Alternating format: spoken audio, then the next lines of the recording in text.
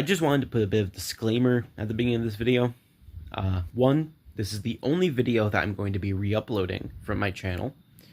And two, I'm going to be yapping for a little bit, so if you want to just skip to the video, if you haven't seen it, or if you have seen it and just want to rewatch it, here's timestamp. Anyway, I'm a little sick, so sorry if I sound weird. But this video is what made me realize that I wanted to restart. I like talking a lot, as I said in my very first video, and this was really fun to make. It was hard to make, especially with my ADHD and my general procrastination, but it was fun nonetheless. But Transformers isn't the only thing I want to talk about like this. There's a lot of things that I really like and I just want to talk about and nerd out about and make videos on. And the way I was trying to make myself an exclusively Transformers themed channel just wasn't working, so I had to just restart. So I wanted to re-upload this as an official Rocky Show video. But none of my other Transformer reviews are getting re-uploaded. I apologize for that if you did want to see those. But I'm sure I will remake certain things and like talk about things a bit more. And I will be documenting the rest of my War for Cybertron journey, collecting figures and stuff like that. I am actually in the process of writing a script for the next one.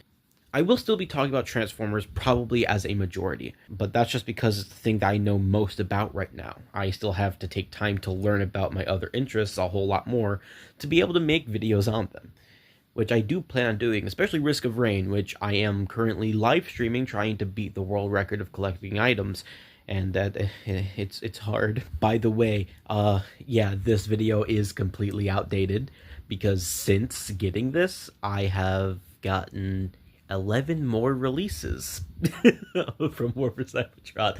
So yeah, this video is hella outdated. So I might need to do a little update video soon. We'll see. But that's all I have to say. I hope you guys enjoy the video. This video is for adult collectors because I fucking said so. You don't understand how long this video took.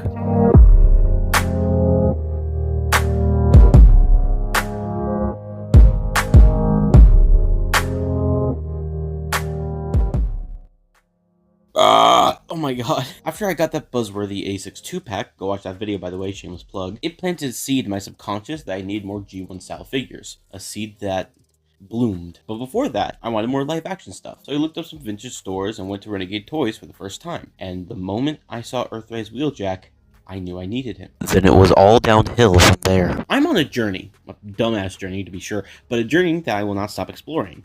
Except for temporarily this summer because Age of the Primes and A6 Devastator. Fuck you, Hasbro. I want to collect every single War for Cybertron release. I have a literal hit list on my phone, and I'm also keeping a checklist. So far, I am 54 releases deep in this collection. Not figures, releases. Actually, I'm not sure exactly how many figures I have, so in the top right corner, there'll be a counter. Why? Because I'm going to talk about every single release I own right now. I want to document my journey. I was suggested to do this by a sheep wielder, and by suggested, I mean he asked me if I was going to do it, and I decided, hey, that sounds cool, so I'm going to do it. There isn't going to be any particular order to this, so without further ado, let's get into it. Who better start with than the first one I got, Wheeljack. He pairs really well with Ratchet's wrench. He's solid, has a fun transformation, and a great car mode. I did some customizing to him, giving him blue on the ears and giving him the Netflix version's wheels, and he's a very solid start to this collection. Netflix Wheeljack. Wheeljack, but dirty. I honestly dig this look. In my opinion, he has the better robot mode between the two, but his vehicle mode looks naked. Kingdom Tracks. After struggling with his legs discombobulating themselves, fixing his tolerances the best I fucking can, and dealing with a shrunken masterpiece transformation, he's fine. Netflix Scrapface is really damn pretty. He's my first and so far only experience with this mold. His weapons are cool, I love the shield. His vehicle mode, though, not as much. Let's get the big fuck out of the way. This was my first real grail in the War for Cybertron trilogy. He has this real Helldiver vibe to him, you know? I love how many gimmicks he has and his overall playability. And his jet is massive. Galactic Man was the first leader from the trilogy that I got, and I'm gonna say it now. Shockwave with armor both makes sense and also just goes hard. This color scheme is sexy as well. I love his battle mode so much, and the core robot equally, and I really love the battleship mode. But take the extra bits off, flip it around, and now you're violating 43 Californian laws. I already made a video on Netflix Bumblebee, so I won't go too long on him. He looks good, good transformation, good vehicle, a good figure. Origins Bumblebee. Bumblebee, but space. Bug Bite. Bumblebee, but he's a white supremacist. Snapdragon is a pretty damn good figure. His colors are nice, his transformations are fun, and he's a triple changing headmaster. His headmaster's name is Crunk, by the way. My one complaint is that I wish his elbows had more range. Kingdom Riddler was my first encounter with the Countach mold and introduced me to the deluxe of the line. Pretty solid bugger besides a loose chest on mine, which isn't as much of an issue as you'd think it'd be, and his transformation is still impressive. No wonder there's so many of them now. Paleotrex is one of them weaponizers slash armorizers slash modulators slash whatever the fuck. His head can come off and be a club for Optimus Primal and becomes a badass fossil T-Rex as well. Netflix Primal and Rat Trap are recolors that I got before getting their original releases. I do that a lot. These two are stellar figures. I will give their own video. I'm actively writing the script as we speak, so I will keep it simple here. Peak Voyager, Peak Core. Trip Up and Daddy-O. They're cute. I absolutely love Micromasters, and I wish we got some more. I don't own Six Gun yet, but I have seen it in person, and I have to say, Promar wears it better. The Cybertron VTOL ship is sick as well. Ratchet is one of the core Autobots in Transformers, and in recent years has been shown as an elderly character. So Siege's more youthful look is really refreshing. Unique and interesting accessories, a clever and simple transformation, and a really damn cool van mode makes this a must-buy for me. Okay, so I have to make a quick interjection here because I completely forgot about Core Optimus. Turns out I have 55 releases. Core Optimus is alright at best. His truck is a bit too tall, and his transformation isn't the greatest. A very passable figure in my opinion. The Siege Magnus mold has got to be one of my favorites in the trilogy so far. I have the Netflix deco, and in my opinion is the best deco that this mold has, especially in core robot form. I love the armor gimmick, and the truck mode looks great too. This version came with Energon cubes and a femboy rung, and for those of you who say you don't like him because he can't hold cars, what do you have to say for yourself?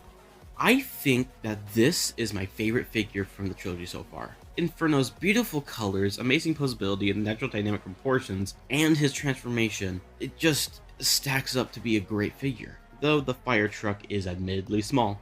You get your money's worth here. Solid figure, simple transformation.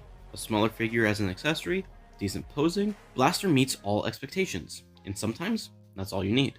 Soundwave, however, is a lot different. He comes with a gun specifically meant to pair with Megatron. He has amazing light piping, though his plastic does feel a bit thin. He transforms into a dropship, able to deploy his cassettes onto the battlefield. I can see why people don't like him, but I definitely do. Earthrise Optimus has a lot of haters and defenders, and I'd have to say that I'm of the latter category. He's a solid little guy that gives off all the vibes that you want from a Prime, and he poses well, has his trailer, has a really fun transformation, and just looks good. Netflix Hound is very striking to me. Something about his dark colors paired with his baby blue eyes just works for me, though it's kind of hard to get on camera. The gold trim of the Netflix I like more than the bronze of his initial release, which I do still need to track down. And his transformation actually caught me off guard by how unique yet simple it was. No wonder they're still using a variation of this mold today. Siege Megsy here is pretty solid. I had him a few years ago because my cousin gave me his, and I honestly forgot how good he was. The only issue I have with both experiences of this mold is the floppy ass head, though I did fix it on mine. His transformation is pretty smooth, and his tank is great. Fast Track is one of the standouts of the line to me by how simple yet unique he looks. He both works as a solitary figure and as a companion piece. I have his boss on pre-order. How the heck can they pack one of the simplest yet most effective transformations I've ever seen for a cassette, along with literal origami? Laserbeak is pretty much perfect, and Ravage is fun, although more of a dog. Already made a video on Ironworks. TLDR, get one now, or I will kill your dog, Jeremy. Cog looks good standing there and mediocre everywhere else. Boring transformation, limited posing, and mediocre weapon modes. Roller Force and Groundhog were my first Micromasters, and they made me fall in love with them. They're just so simple and fun. Siege Starscream is really good. Amazing posability, great transformation, fun vehicle mode, and even spring-loaded bits. It's been redecoed so many times, and I can see why.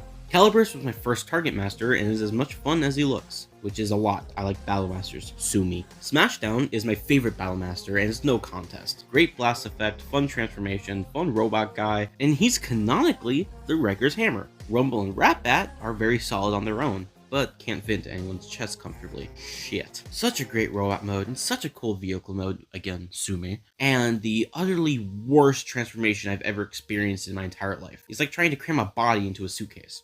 Skytread, flywheels, whatever you want to call them, He's an amazing figure. Having 2 unique vehicle modes combined into one bot is a cool gimmick, though confusing as a storytelling standpoint, at least to me. High Jump and Powertrain are pretty dope Micromasters, possibly my favorite, I haven't decided yet. The trucks are wildly disproportionate though. Decepticon Mirage is so fucking cool. Just look at him. I straight up count this as Shatterglass Mirage now. I love his transformation as well. It's what made me realize how creative these figures can be. Airwave.